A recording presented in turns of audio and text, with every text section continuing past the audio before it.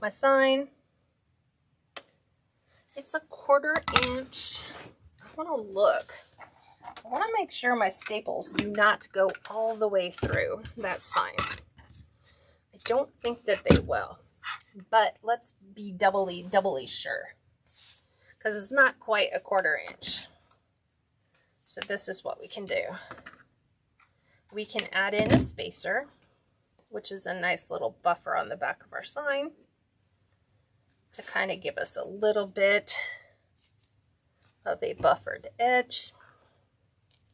You could take felt and do the same thing. I know that it's got to be basically, said it's a little off on this side. So a little bit over here and kind of in the center. I'm going to use a brown pipe cleaner because I want it to match my design. And actually I'm going to try to go double.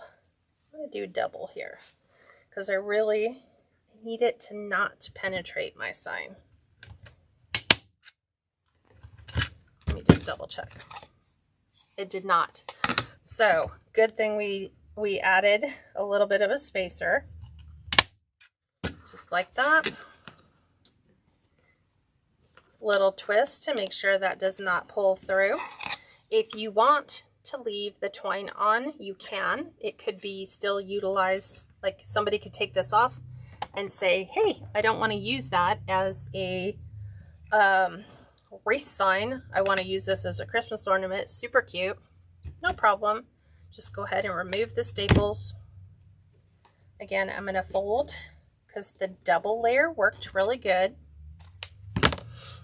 Sometimes you just need a little bit of a spacer. And keeping it holiday themed is kind of good. So I'm going to double check my placement. Right up here at the Santa should be good. So right about here.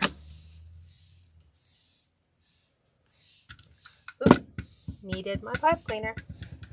Pipe cleaner first, girl. And we're going to do the same thing here. Staple. And staple. Oops.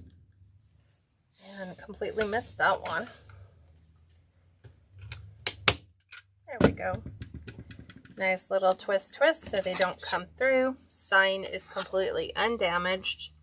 We are going to go ahead and secure that